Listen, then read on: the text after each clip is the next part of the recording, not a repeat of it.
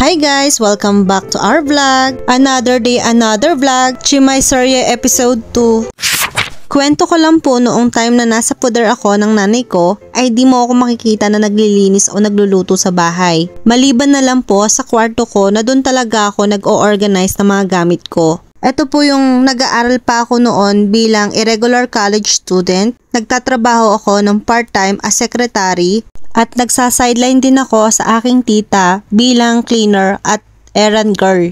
Dumating na ako sa time na talagang busy ako at wala na akong oras sa sarili ko dahil di ko na alam kung ano ang pinaka-priority ko dahil lahat sila importante sa akin na ma-accomplish. Bata pa lang ako, alam ko na sa sarili ko kung paano dumiskarte. Kung gusto, may paraan. So dahil ako ay gustong makapagtapos ng college, ay pinagsabay-sabay ko lahat ng aking mga activities. Dahil sa sobrang kabisihan ko at sa pagod na din, hindi ko na nagagawang tumulong sa gawaing bahay, kaya nag-aabot na lang ako sa panggastos sa pang-araw-araw. Kaya hindi naman ako kine-question ng pamilya ko. Dumating na ako sa time na nakagraduate na ako. May nakilala ko at ito na yung partner ko ngayon. Dahil wala nga akong masyadong alam sa pagluluto at pagiging homemaker, ay natutunan ko na lang ito sa paglipas ng panahon na kasama ko siya. Hindi po ako pwedeng hindi kumilos dahil hindi lahat ng pagkakataon ay may mauusap tayo. Huwag tayong pa-Disney princess, galaw-galaw din. Kung good provider ang partner mo ay maging responsible naman din sa pamamahay at kumilos din naman, wag puro paganda. So back to our Chimay Serye. Nakapag-unpack na tayo ng fruits na pinamili ni Oka. Itong mga plato na natuyo na ay tutuyuin pa natin ng disposable dry wipe. At pagkatapos, ibabalik na natin siya kung saan natin siya tinatago. Bakit nga ba ginagamit ko ng pampunas ang disposable dry wipes? Kasi kung kitchen towel ang gagamitin ko, di ko masisigurado na malinis pa din yung lahat ng part na naipunas ko. Kasi pagkatapos ko din naman gamitin yung wipes, ay magagamit ko pa ito sa pagpupunas ng lamesa at ang panghuli ay angkalan. Diba? 3-in-1 purpose bago itapon. Pero pag alanganin naman yung aking pamunas na wipes at basa na rin siya, kumukuha ako ng kitchen paper towel at yun naman ang aking pang-final na punas. Lahat ng mga glass cover namin ay nakaline up sa itaas at ang mga saucepan ay nasa ibaba. Lahat ng mga gamit na hindi namin ginagamit madalas ay tinatago ko para hindi ito nakakalat. Bakit nga ba ang utensils namin ay malapit sa dining table? Dapat nga magkakatabi yung mga plates kasi mahirap namang hanapin kung hiwalay-hiwalay. Pero dahil nakatira kami sa condo, naabutan na namin yung fixture ng cabinets. So wala na kami magagawa kundi bumili ng bagong furniture at siyang inilapit namin sa dining table at mas mabilis nga namin makuha yung aming utensils. Pagkatapos kong mapunasan yung mga dishes at naitago na rin ito dahil napabayaan ko na yung center table sa sala at nakikita na namin yung mga gabok na nasa ibabaw, magpupunas naman tayo. Ito, ibababa ko siya isa-isa tapos pupunasan ko.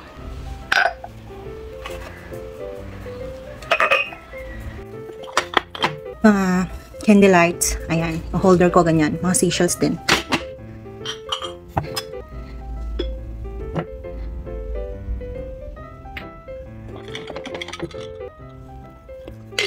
Ang aking ashtray, kung sakaling may bisita kami, shell din yung kanyang design.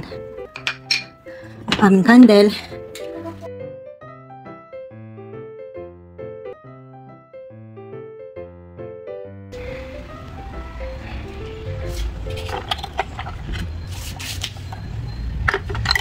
Gagamit tayo dito ng basang-basahan at tatanggalin muna natin yung mga nakapatong.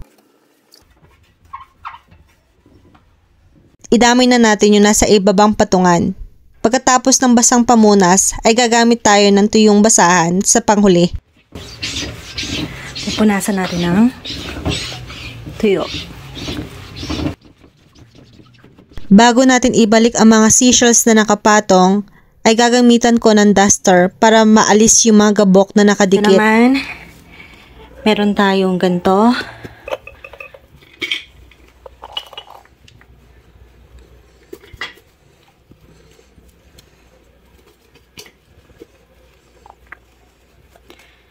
At ibabalik naman natin siya sa pinanggalingan.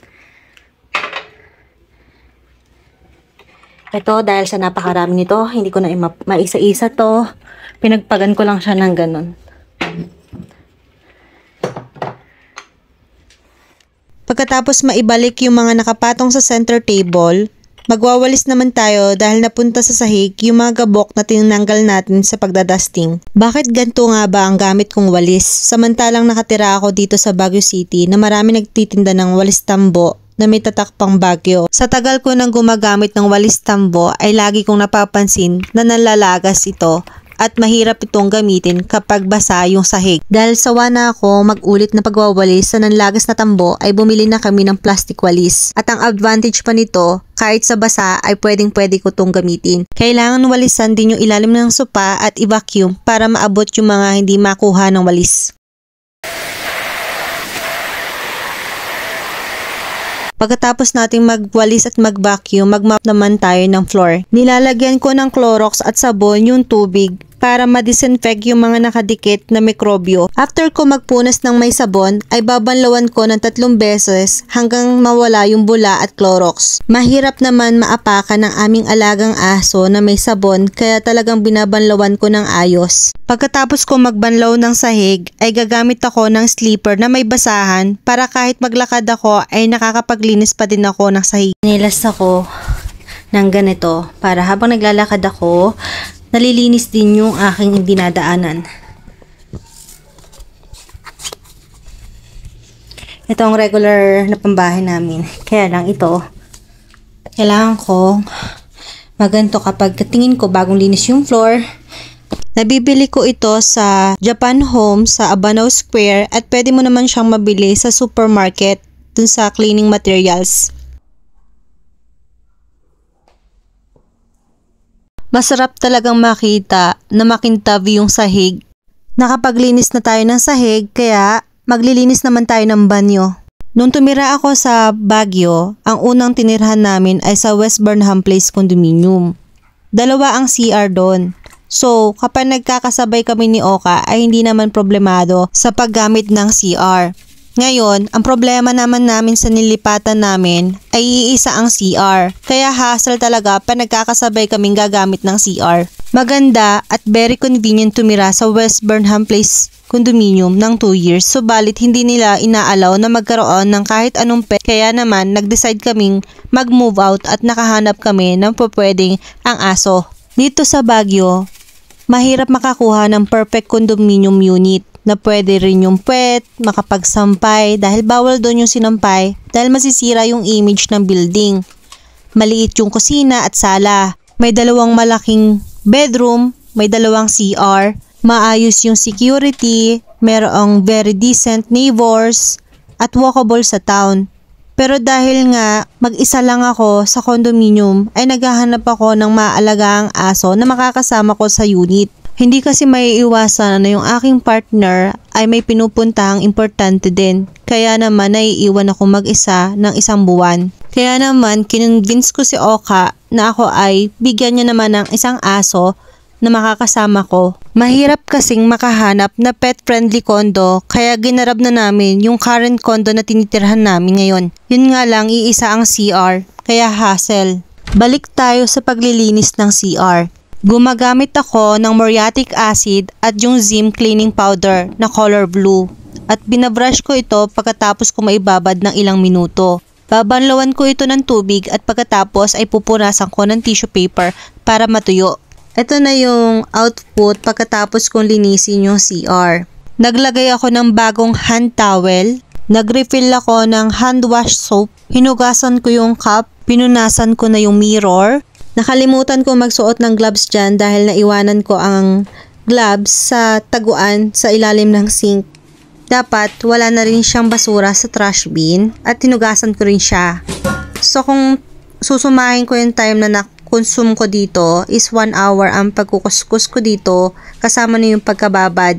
Kasama na rin yung pagpunas sa mga patungan. Ayan, nilagyan ko na rin ng bagong toilet paper. Ay yung 1 timba doon, stock lang yun ng tubig dahil nawawalan din ng tubig sa kondo. Dahil nandito tayo sa Baguio, ayan, dapat meron tayong stock ng tubig. Nilinis ko ang lavatory, kinuskus ko yung faucet, nilagyan ko ng pandeclogging solution ang lavatory. After sa CR, sa bedroom naman tayo magcha-change bedding. Galing sa laundry, so malinis na to. Ito na yung ipapalit natin dun sa ating kama na beddings. Diba, Lalay? Ayan. Natanggal ko na yung nakalagay na bedding kanina at pinapalitan ko na ng yellowish. Yes po, tumaba na ako. Napunta na kasi ako sa tamang tao, kaya nananaba. Just lang. Matakaw kasi kami ni Oka. King size po ang bed namin. Binili namin ito via online at pinakustomize namin. Pinagawa namin ang pull-out bed para sa aming aso na si Lala, pero dahil nakikitabi siya sa gitna ay hindi na namin napagamit. Hindi ko na po pinakita ang gilid ng bedroom namin dahil di ko pa po na-organize. Saka ko na ulit i-share kung paano ko lilinisin at i-organize. May 2 bedroom at 1 CR sa aming condo unit. Pero ito yung ginagamit naming bedroom at yung isa naman ay ginawa naming walk-in closet / stock room. Heto naman po ang bedroom namin na inayos ko ulit nung daylight na. May bintana na tanaw ang balcony at may mountain view. May mga times na kapag kulang ako sa oras at super busy ng schedule at may biglaang gathering sa condo ay nagtatawag talaga ako ng on-call cleaner.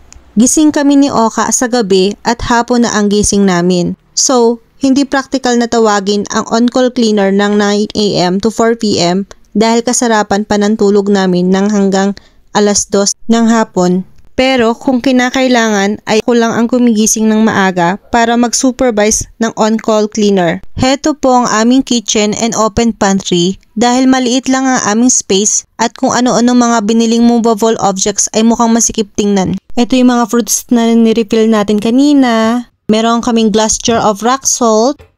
Meron akong lemon water. Pepper and salt shaker. Meron tayong chocolates jar para to grab something bago umalis ng bahay. At saka ito na yung aming liqueur mini bar. Ito po yung mini bar ni Oka. May mga nabawas na dito sa kanyang collection. Yung iba kasi sa collection niya ay napainom na niya sa mga guests niya, naka-vibes niya. Nung kabataan days daw ni Oka ay masasabi niyang sugo pa daw siya sa alak, pero ngayon occasional drinker na lang. Yung mga binili sa SNR na chocolates, yung mga snacks dito sa shelves, may mga candies at saka yung iba na sa taas yung mga liquor ni Oka, appliances natin nasa shelves, electric kettle, coffee maker, and multi-cooker. Inorganize ko talaga yan para madali kong makuha. Ito yung mga soft drinks, may mga liquor din dito and may non-alcoholic. Ayan yung aking chocolates na hindi ko pa nabubuksan dahil hindi pa naman siya dapat buksan. Meron pa kasi mga naka-open na chocolates dun sa rep na hindi pa nakakain kaya dapat unahin. Ayan yung cooler, may mga organizer ako ni Lala, andiyan lang sa shelves. Di ko pa na o-organize, saka ko na ipapakita kung paano ko in-organize. Ito yung mga appliances na iba. Dito ko nilagay ang kettle, thermos, blender, air fryer, and oven natin. Naka-organize yung ating mga lid or cover ng mga saucepan, yung ating sink, yung mga condiments, ayan, nandiyan yung mga pampalasa natin. Yung iba nakatago lang siya, ito yung mga gulay natin. Yung iba nasa rep, ito yung nasa likod dahil sa kakulang yung space natin, nilagay ko dito. Nag-i-stack din tayo ng mga iba pa sa taas. Dahil limited ang space natin sa condo, kailangan nating puro pataas yung ating shelves. So, sasama-sama ko na lang siya sa isang container dahil wala tayong closed cabinets dito kaya open concept. Itong mga cabinet na to na nasa itaas, may mga plating, mga glasses. So, yan yung pang serving natin. Ito naman sa kabila ay mga stocks ng groceries. Meron tayong stairs dahil mataas talaga yon dahil American style or American height yung height nung ating cabinet. Kailangan natin ng hagdanan. Ating mga pot holders at yung ating kalan. Ito yung lower cabinets na ginagamit natin sa pag-i-stack ng mga casserole na hindi ginagamit at yung mga panglinis natin. Saka ko na i-share kung paano ko lilinisin yung ilalim ng sink. Thank you po sa panunood at suporta. Please like, share, and follow our Facebook page, Mylene Solio, and our YouTube channel, MS Dora Gastadora. Thank you!